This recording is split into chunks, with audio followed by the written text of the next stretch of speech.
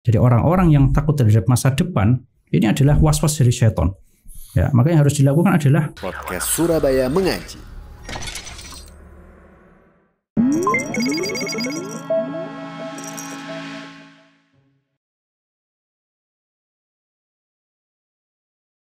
Bismillah, Assalamualaikum warahmatullahi wabarakatuh. Alhamdulillah hamdan katsiran thayyiban mubarakan fih kama yuhibbu rabbuna wa yardah. Asyhadu an la ilaha illallah wahdahu la syarika lah wa asyhadu anna Muhammadan abduhu wa rasuluhu la nabiyya wa la rasula ba'dah.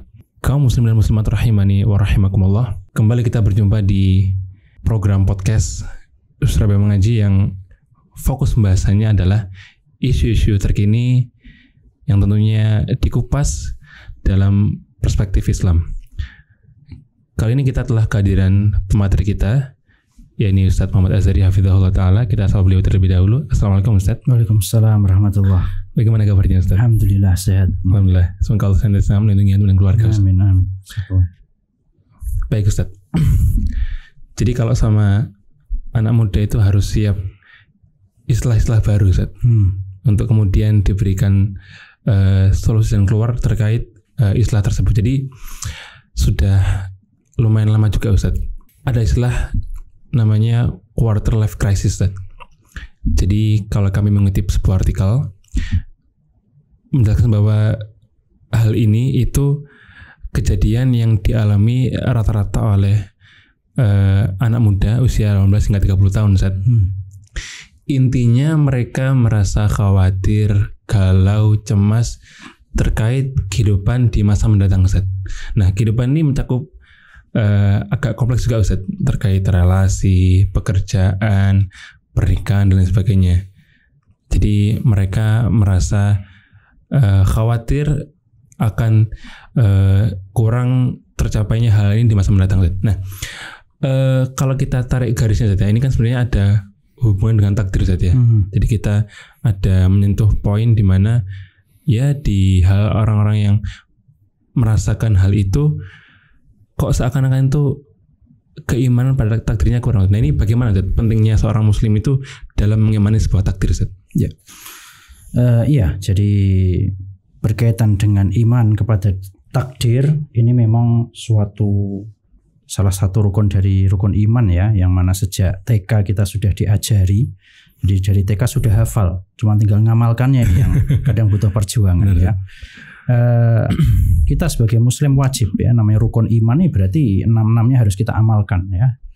Salah satunya adalah iman dengan takdir ya, yang mana tentang pentingnya iman terhadap takdir ini disebutkan dalam sebuah athar dari salah seorang sahabat ya, yang beliau mengatakan, ya bunayya, wahai anakku, seandainya kamu berinfak sebesar gunung Uhud emas ya, emas sedikit aja udah berharganya gunung Uhud ya, seandainya kamu menginfakkan sebesar gunung Uhud emas ya, niscaya Allah nggak akan terima infakmu tersebut hatta tu'mina bil qadar ya, sampai kamu beriman kepada takdir dan sampai kamu mengetahui bahwasanya apa yang telah Allah takdirkan nggak akan mungkin meleset ya, dan apa yang Allah tidak akan takdirkan tidak akan terkena kamu ya. Kemudian sahabat ini mengatakan, walau mitta ala ghairi hadza, seandainya kamu meninggal dalam keadaan tidak beriman terhadap takdir, lakunta min ahlin nar, niscaya engkau akan termasuk penduduk neraka. Jadi ini merupakan hal yang penting sekali ya. Mungkin sebagian kita bertanya, gimana caranya? Gimana cara beriman terhadap takdir ya? Taunya iman kepada takdir, gimana caranya kan gitu. Maka caranya yaitu dengan mengimani 4 rukun dalam takdir ya. Yang pertama adalah ilmu Allah. Kita harus yakin Allah itu mengetahui segala sesuatu ya. Allah tuh tahu kita sekarang mau ngapa. Allah tahu di malam ini kita duduk berdua itu udah tahu ya. Yang kedua adalah kitabah. Allah menulisnya di Lauhil Mahfuz. Oh bahwasanya Azhari hari ini duduk sama Maulana. Ditulis sama Allah Azza wa Jalla. Yang ketiga masyiah, Allah menginginkan hal tersebut terjadi ya. Dan yang terakhir yang keempat adalah ijad, yaitu Allah mengadakan takdir tersebut ya. Jadi kalau kita paham 4 hal ini dan mengimani 4 hal ini, niscaya hidup kita akan tenang ya, dan kita telah dianggap beriman terhadap takdir ya. Jadi 4 hal ini adalah pokok penting dalam beriman terhadap takdir. Dan beriman terhadap takdir ini termasuk sebab terkuat bagi seseorang untuk, atau booster bagi seseorang untuk melakukan amal soleh.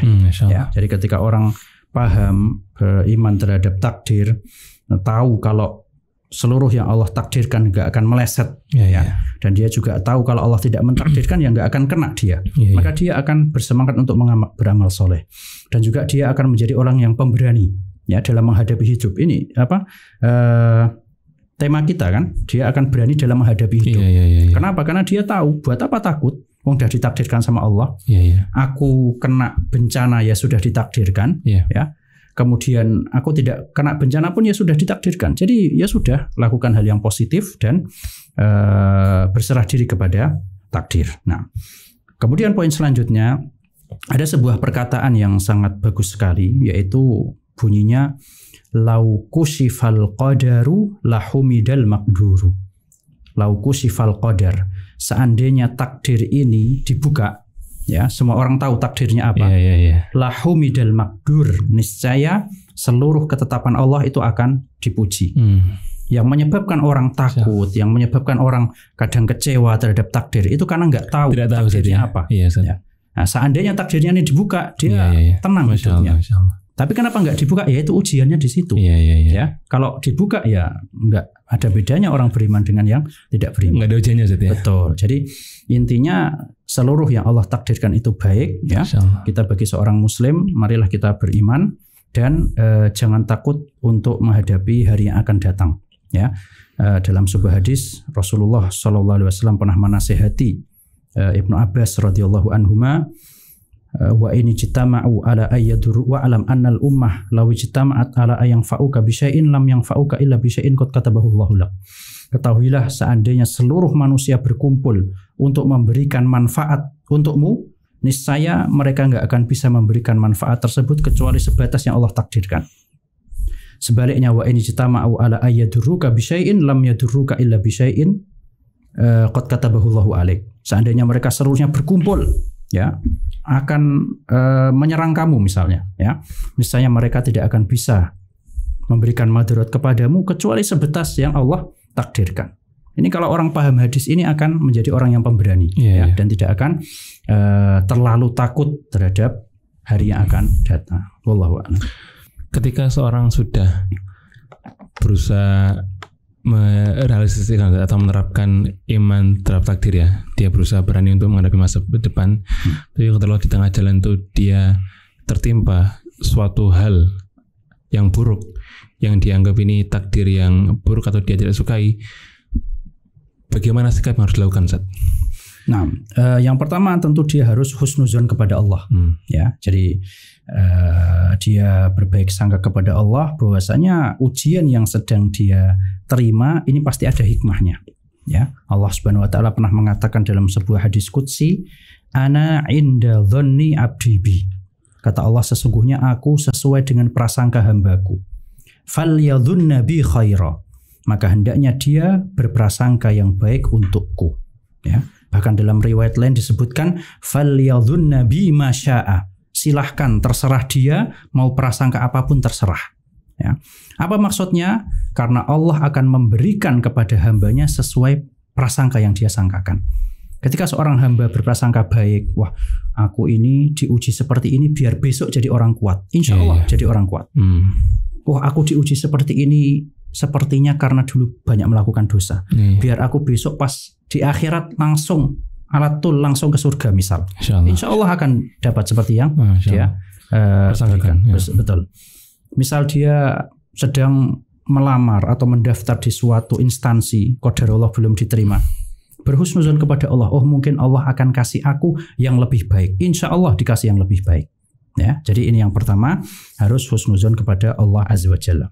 Dan Allah juga berfirman ya dalam surat Al-Baqarah, wa asa an takrahu syai'an wa huwa khairul lakum. Bisa jadi kamu membenci sesuatu padahal sesuatu tersebut baik untuk kalian. Wa asa an tuhibbu syai'an wa huwa syarrul lakum. Sebaliknya kamu pengen sesuatu, suka sesuatu, tapi ternyata Allah tahu kalau sesuatunya itu apa? Tidak baik bagi kita. Makanya ada perkataan yang bagus berbunyi, Allah memang tidak memberikan seluruh yang kita minta. tapi Allah akan memberikan kepada kita seluruh yang kita butuhkan. Insyaallah. Ya, itulah pentingnya husnuzon kepada Allah Azza wa Jalla. Kemudian selanjutnya yang harus dia lakukan ketika qadarullah mendapatkan ujian seperti itu adalah bersegera untuk memperbaiki diri, ya, dan lakukan hal yang positif, ya.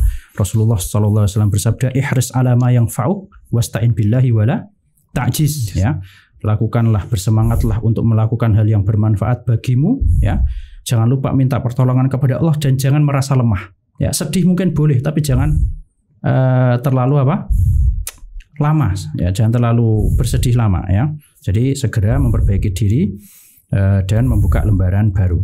Kemudian yang terakhir yang mungkin mesti dia lakukan adalah berdoa dengan doa yang diajarkan oleh Rasulullah SAW. Allahumma jurni fi musibati wa akhlif li khairan minha. Ya Allah, berikanlah pahala terhadap musibahku.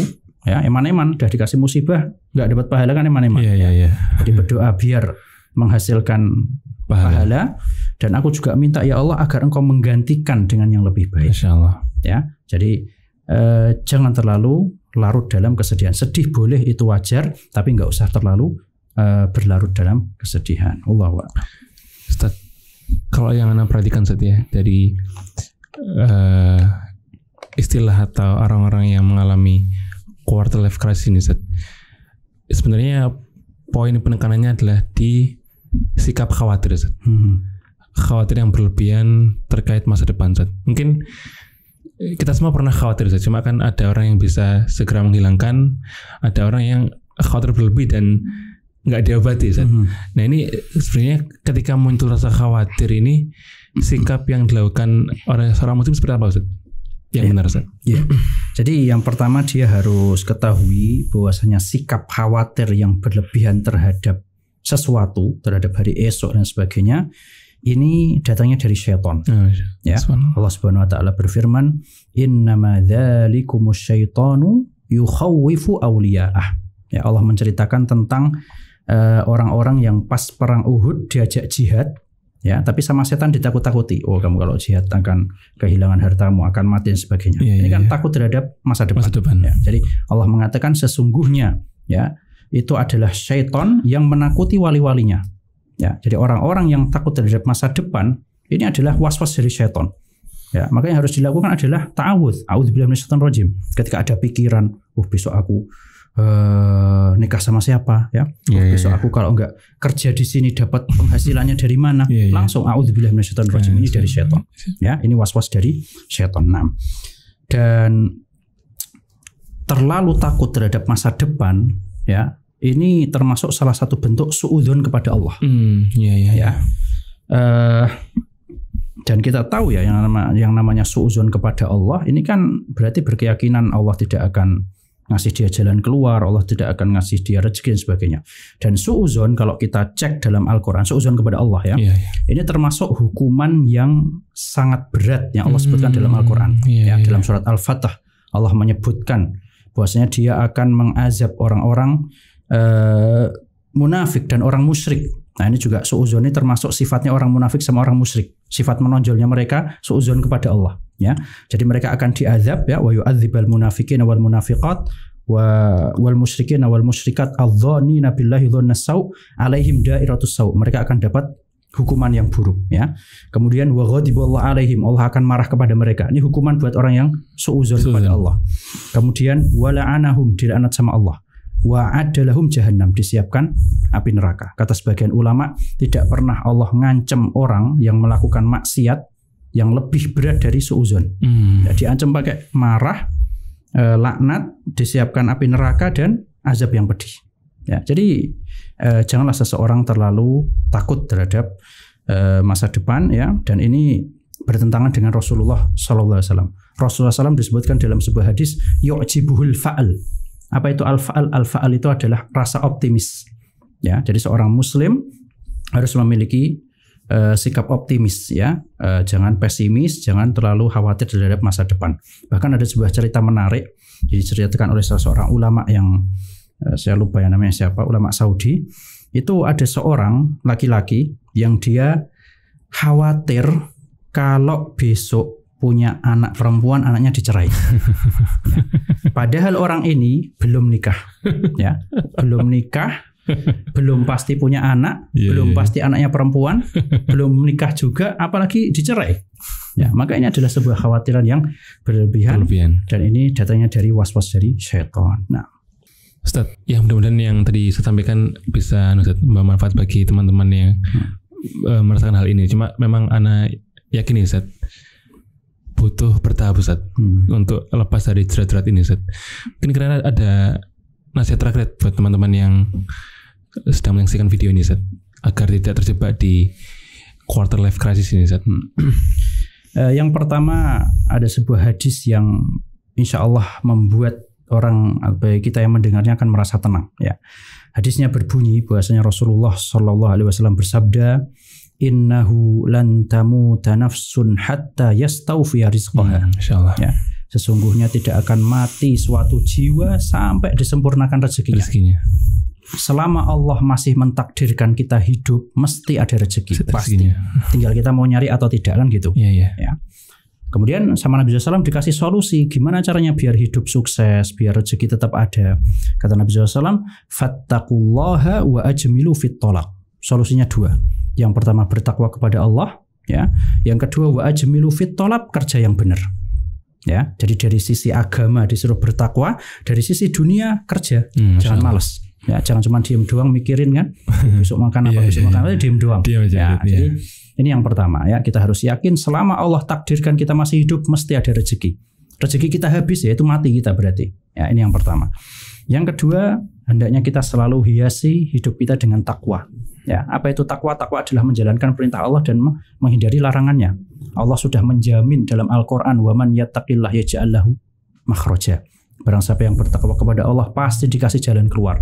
Sesusah apapun ujian yang dia dapatkan mesti ada jalan keluar.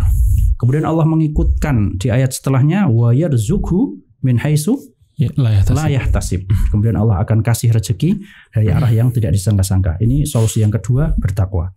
Yang terakhir mungkin adalah sebuah hadis dari Nabi SAW juga, ya. Beliau pernah mengatakan, lau annakum kuntum tawakkaluna 'ala Allahi haqqa tawakkulih la razaqakum kama yarzuqu at-thair.